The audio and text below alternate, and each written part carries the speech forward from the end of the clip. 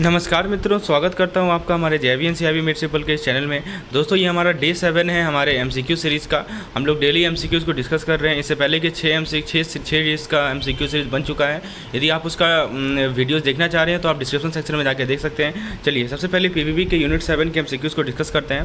पहला question topic है banker customer special relationship. लीन को कैसे डिफाइन किया जाता है, लीन को कहाँ डिफाइन किया गया है? इंडियन कॉन्ट्रैक्ट एक्ट के सेक्शन 170 में, नेगोशिएबल इंस्ट्रूमेंट एक्ट के सेक्शन 170 में, सेल्स ऑफ गुड एक्ट के सेक्शन 170 में, इंडियन कॉन्ट्रैक्ट एक्ट के सेक्शन 172 में, नन ऑफ द अबव। दोस्तों correct answer option number A, Indian contract act के सेक्शन 170 में। नेक्स्ट क्वेश्चन है, रवि आपका कस्टमर है, उसने कुछ सिक्योरिटी डिपॉजिट किया आपके ब्रांच के साथ collection of interest on this security.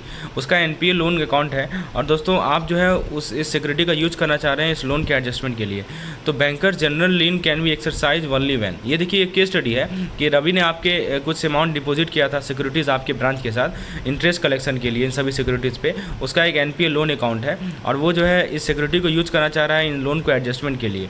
तो banker general lien can be exercise only when. Option A, security are receive for sale, security are for a particular loan, securities are received in ordinary course of business not under any specific contract. On this security the lien can be exercise. E का none of the above. दोस्तों इसका सही जवाब है security यदि ordinary course of business में receive हुआ है, कोई अंदर स्पेसिफिक कॉन्ट्रैक्ट में नहीं रिसीव हुआ है, तो बैंकर लीन एक्सरसाइज, बैंकर का लीन आप एक्सरसाइज कर सकते हैं।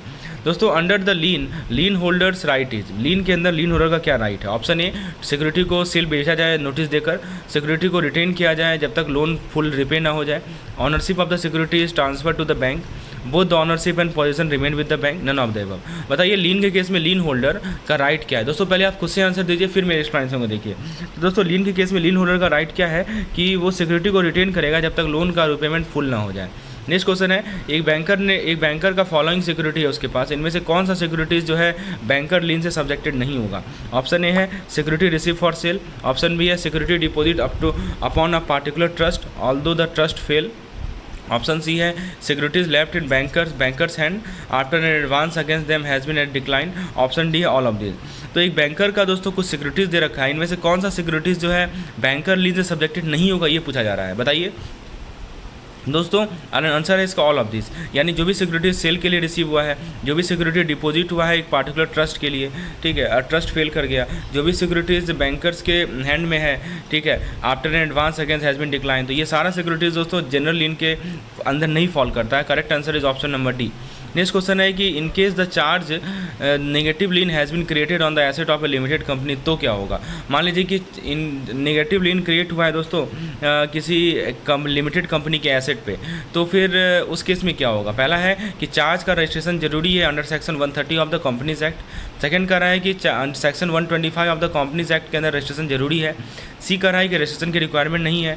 डी कह रहा है कि लोन को प्रॉपर्ली सिक्योर करने के लिए जरूरी है। ई कह रहा है कि नन ऑफ द अबव।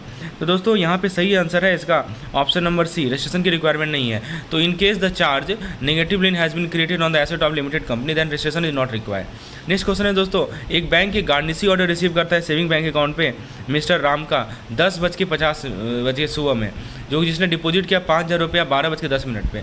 तो बताइए क्या होगा? ऑर्डर अप्लाई होगा इस अमाउंट पे भी, बैंक रिफ्यूज़ करेगा, डिपॉजिट को एक्सेप्ट करेगा, बैंक डिपॉजिट को एक्सेप्ट नहीं करेगा, ऑर्डर इस अमाउंट पे अप्लाई नहीं होगा।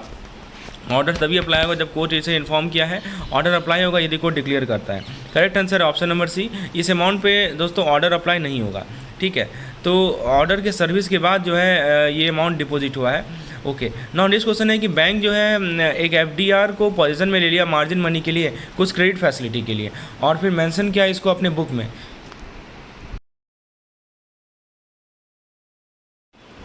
सो फ्रेंड्स नेक्स्ट क्वेश्चन है कि जब आप एक पब्लिक लिमिटेड कंपनी को लोन सैंक्शन कर रहे थे तो आपके ब्रांच को एडवाइस किया गया हेड ऑफिस के द्वारा ताकि एक अंडरटेकिंग ले लें एक सेट कंपनी से, इस तरीके से कि कंपनी जो है अपने एसेट को इनकम्बर नहीं करे किसी और को आपके परमिशन लिए बिना। तो इसे अंडरटेकिंग को क्या कहते हैं दोस्तों? बताइए, इसे कहते हैं इक्विटेबल चार्ज, नेगेटिव लीन, इक्विटेबल मॉर्टगेज या राइट ऑफ सेट ऑफ या लीन। तो दोस्तों इसे कहा जाता है इन नेगेटिव लीन, ठीक है, this is called negative lien. So option number B is correct. Question number 9 है दोस्तों कि इनमें से कौन सा राइट कन्फर्ड किया जाता है बैंक को under section 171 of the Indian contract act 1872। तो इंडियन कॉन्ट्रैक्ट एक्ट 1872 का सेक्शन नंबर 171 है, इसमें कौन सा राइट बैंक को दिया जाता है?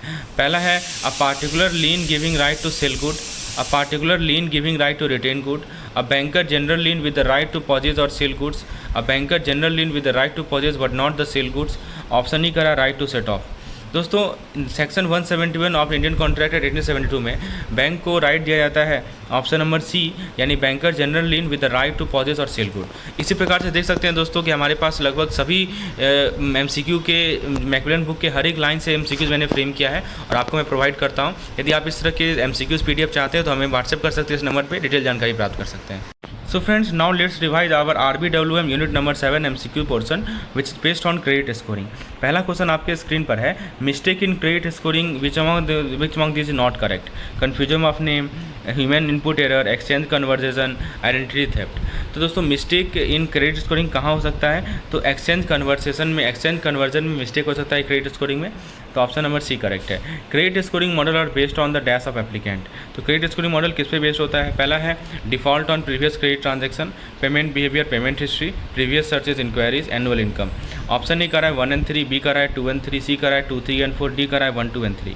दोस्तों क्रेडिट स्कोरिंग मॉडल बेस्ड होता है हमारा default on previous credit transaction पे, पेमेंट बिहेवियर या पेमेंट हिस्ट्री पे, प्रीवियस सर्च इंक्वायरीज पे और एनुअल इनकम पे। तो ऑप्शन नंबर देखिए एनुअल इनकम पे नहीं होता है, बेसिकली 1, 2 और 3 आंसर सही होगा, तो ऑप्शन नंबर डी करेक्ट है।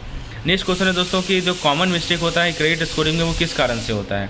तो पहला है कन्फ्यूजन ऑफ नेम, दूसरा है ह्यूमन इनपुट एरर, तीसरा है आइडेंटिटी थेफ्ट। तो कॉमन मिस्टेक क्रेडिट स्कोर में किस कारण से होता है दोस्तों?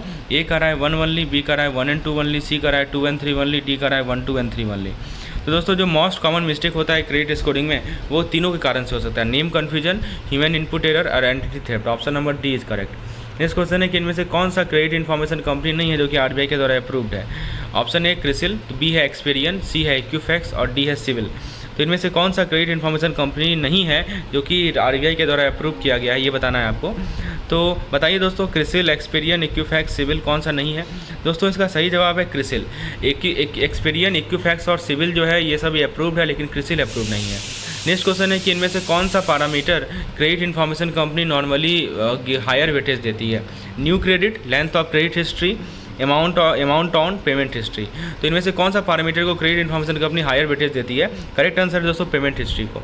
नेक्स्ट क्वेश्चन है कि बैंक जो है किसे यूज़ करती है अपनी एप्लीकेंट की क्रेडिट वर्दिनेस को एक्सेस करने के लिए जब वो retain segment loan application access करती है? ऑप्शन ए है credit scoring model, balance sheet analysis, asset and liability management, credit report. तो दोस्तों करेक्ट आंसर है इसका credit report. Bank credit report को यूज करती है जब वो क्रेडिट वर्दिनेस को एक्सेस करती है किसी एप्लीकेंट का, जब रिटेल सेगमेंट लोन एप्लीकेशन को प्रोसेस करती है। नेक्स्ट क्वेश्चन है कि सिविल किसी इंडिविजुअल की क्रेडिट रिपोर्ट को ट्रैक करता है इसके डेटाबेस से कंट्रोल नंबर के बेसिस पे। कंट्रोल नंबर क्या होता है? 9 डिजिट का यूनिक नंबर होता है, 10 डिजिट अल्फा नंबरिक नंबर होता है, 11 डिजिट यूनिक आइडेंटिफायर होता है, 10 डिजिट यूनिक नंबर होता है। तो दोस्तों इसका सही जवाब है ऑप्शन नंबर ए। ये जो सिविल होता है इसमें कंट्रोल नंबर जो है 9 डिजिट का यूनिक नंबर है, option number A is correct. इनमें से कौन सा क्रेडिट स्कोरिंग मॉडल है ये पूछा जा रहा है? ARC, trans Asia, CIBIL, TransUnion, RBI credit rating, all the above. दोस्तों करेक्ट इसमें है सिविल, ट्रांस यूनियन। ठीक है। नेक्स्ट क्वेश्चन है दोस्तों credit scoring effective dash tool है जिसको यूज किया जाता है क्रेडिट कार्ड देने के समय में? Risk identification, risk quantification, risk mitigation, risk pricing. Correct answer दोस्तों रिस्क मिटिगेशन। इसी प्रकार से दोस्तों इस यूनिट में बहुत सारे एमसीक्यूज बनाए हुए हैं हमारे पेड प्लान का, आप हेल्प ले सकते हैं इन सभी एमसीक्यूज को एक्सेस करने के लिए, अपने क्विक रिवीजन करने के लिए। मैं मॉक टेस्ट भी प्रोवाइड कर रहा हूँ, उसका भी हेल्प ले सकते हैं। डिटेल जानकारी के लिए आप मुझे व्हाट्सअप कर सकते हैं इस नंबर पर। सो फ्रेंड्स आइए अब हम लोग रिकॉल करते हैं अपने आईएफएस के यूनिट 7 के एमसीक्यू पोर्शन को, जो कि बेस्ड है इकोनॉमिक रिफॉर्म में। पहला क्वेश्चन आपके स्क्रीन पर है, इकोनॉमिक रिफॉर्म इंप्लीमेंट किया था भारत में 1991 में as a result of number of economic factor which among the following are them. तो पहला है एडवर्स बैलेंस ऑफ पेमेंट, दूसरा है good performance of public sector, तीसरा है दोस्तों कि हमारा फॉरेन एक्सचेंज रिजर्व का इंक्रीज होना, चौथा है दोस्तों लार्ज गवर्नमेंट डेप्ट, पाँचवा है इन्फ्लेशनरी प्रेशर, स्ट्रिंजेंट कंडीशन जो कि वर्ल्ड बैंक और IMF ने लिया था। तो आपको मोस्ट अप्रोप्रिएट ऑप्शन को बताना है ABNE, BCND, ADNE, CDNE। तो बताइए दोस्तों इकोनॉमिक रिफॉर्म के पीछे कौन सा रीज़न था? तो करेक्ट आंसर है दोस्तों इसका option number 3 that is ADNE, यानी कि बैलेंस पेमेंट में एडवर्स बैलेंस पेमेंट होना, पब्लिक सेक्टर का अच्छा परफॉर्मेंस होना।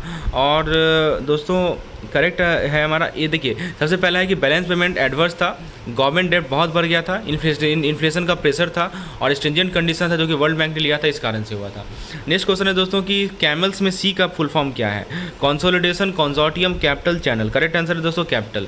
नेक्स्ट क्वेश्चन है कि कैमल्स का फुल फॉर्म है capital adequacy, asset quality, management, earning, ये फुल फॉर्म है, याद रखिएगा, capital adequacy, asset quality, management, earning, liquidity and sensitivity.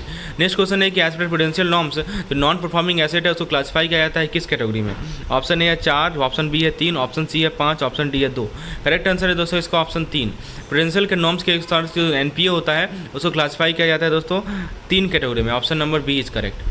Next question है दोस्तों prudential norms of income recognition by which committee, यानी इनकम रिकॉग्निशन का जो प्रूडेंशियल नॉर्म है ये कौन सी कमेटी के द्वारा बनाया जाता है? Chakravarti committee, Narasimhan committee, Padmanabhan committee, Verma committee. तो दोस्तों प्रूडेंशियल नॉर्म जो है इनकम रिकॉग्निशन का ये रिकॉग्नाइज किया गया नरसिम्हन कमेटी के द्वारा, ऑप्शन नंबर बी करेक्ट है। नेक्स्ट क्वेश्चन है कि जो डायरेक्ट बेनिफिट ट्रांसफर या डीबीटी है ये लॉन्ग पाथ ट्रैवल किया है, ये इनिशिएट कब हुआ था, किसके द्वारा इनिशिएट किया गया था? 1 जनवरी 2013 को, आरबीआई के द्वारा, नीति आयोग के द्वारा, सेबी के द्वारा, गवर्नमेंट ऑफ इंडिया के द्वारा। करेक्ट आंसर है दोस्तों गवर्नमेंट ऑफ इंडिया के द्वारा। नेक्स्ट क्वेश्चन है कि प्रूडेंशियल रिफॉर्म का मेन फोकस था 3 एरिया में, इनमें से कौन सा एक है? NPA, credit monitoring, merger and amalgamation, capital adequacy, diversification of operation.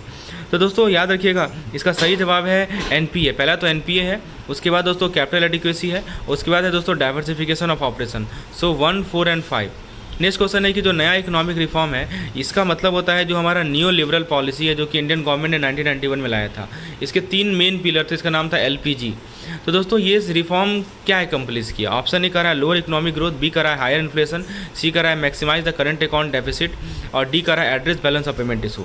तो दोस्तों ये रिफॉर्म्स का मेन एम था कि करेक्ट आंसर है दोस्तों इसका कि ये बैलेंस ऑफ पेमेंट इशू को एड्रेस करे, ऑप्शन नंबर 4 करेक्ट है। ठीक है, देखिए बताया जा रहा है दोस्तों कि आपका इकोनॉमिक रिफॉर्म्स इंप्लीमेंट किया गया था 1991 में, बहुत सारे इकोनॉमिक फैक्टर्स थे, इनमें से कौन सा एक था? एडवर्स पेमेंट, ये मैंने आपको पहले ही बताया है। करेक्ट आंसर है दोस्तों इसका option number 3 A D and E. मैंने आपको पहले ही बताया कि एडवर्स बैलेंस ऑफ पेमेंट था, लार्ज गवर्नमेंट डेब्ट था, इन्फ्लेशनरी प्रेशर था। Similarly we have some more MCQs which you can take help of for revision purpose. So friends, now let's revise our MCQ of AFM unit number 7 capital and revenue expenditure. पहला question आपके screen पर है, इनमें से कौन सा revenue expenditure नहीं है?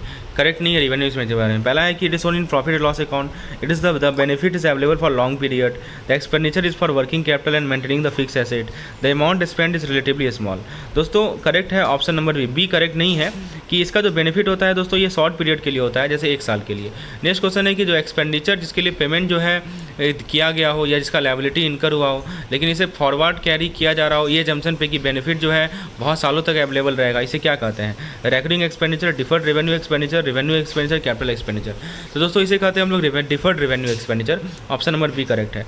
तो इसको क्या करते हैं हम लोग? फ्यूचर प्रॉफिट से राइट ऑफ करते हैं। Which of the following is not an example of deferred revenue expenditure? Large expenditure on advertisement, expenditure for issue of raising loan, expense related to formation of a company, purchase of fixed asset। दोस्तों आपसे पूछा जा रहा है कि कौन सा deferred revenue expenditure का एग्जाम्पल नहीं है। सही जवाब है दोस्तों option number D.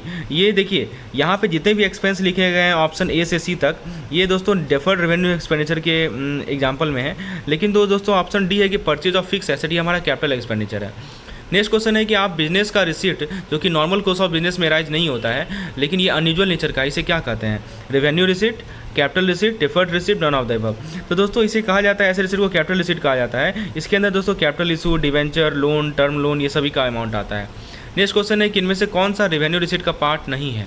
Interest on bank term deposit, commission on sales, capital contributed by the partner, none of the above.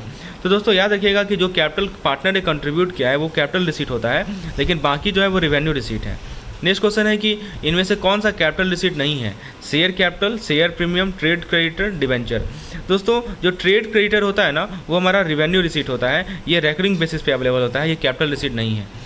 Next question है कि दोस्तों किसका क्लासिफिकेशन करेक्ट है? Freight paid on bringing the machinery to the factory premises, revenue expenditure, labour welfare expense, deferred revenue expenditure. फिर है दोस्तों entire amount of 5 lakh is capital revenue expenditure. ठीक है, चलिए आप देखते हैं which of the following is a revenue receipt, कौन सा इसमें से रेवेन्यू रिसिप्ट है ये पूछा जा रहा है। ऑप्शन ए है कि capital introduce by the promoter, loan raise from bank, premium receive on share, none of the above. तो दोस्तों करेक्ट आंसर है कि जितने भी ऊपर लिखे गए ना सब के सब कैपिटल रिसिप्ट है, वो नॉन रिकरिंग नेचर के हैं और दोस्तों फंड जो है अवेलेबल होता है लॉन्ग पीरियड के लिए, तो ऑप्शन नंबर डी करेक्ट है। नेक्स्ट क्वेश्चन है कि एक फर्म लीगल एक्सपेंस को इनकर करता है in connection with filing of a suit to recover the dues of the firm, B है raising a public issue, C है defending a suit by the firm. इनमें से कौन सा कैपिटल एक्सपेंडिचर है? तो दोस्तों याद रखिएगा, जब भी कोई फर्म एक्सपेंस इनकर करता है सूट को फाइल करने में या सूट को डिफेंड करने में, ये सभी रेवेन्यू एक्सपेंस है, लेकिन जो पब्लिक इशू पे जो एक्सपेंस होता है वो कैपिटल एक्सपेंस होता है। नेक्स्ट क्वेश्चन है कि एक्सपेंडिचर इनकर हुआ ताकि गुड वर्किंग कंडीशन मेंटेन कर सके मशीन का, इसे क्या मानेंगे आप? तो दोस्तों इसे रेवेन्यू एक्सपेंडिचर मानेंगे। दोस्तों मैंने अपने वीडियो लेक्चर में सभी चीज़ों को समझाया है, कैपिटल क्या होता है, रेवेन्यू क्या होता है, अच्छे तरीके से समझाया है। यदि आप डिटेल जानकारी चाहते हो तो हमारे पेड कोर्स का हेल्प ले सकते हैं। यू कैन व्हाट्सअप या number shown on the screen. So ये था हमारा डे 7 डे 8 को हम लोग अगले दिन लाएंगे। धन्यवाद।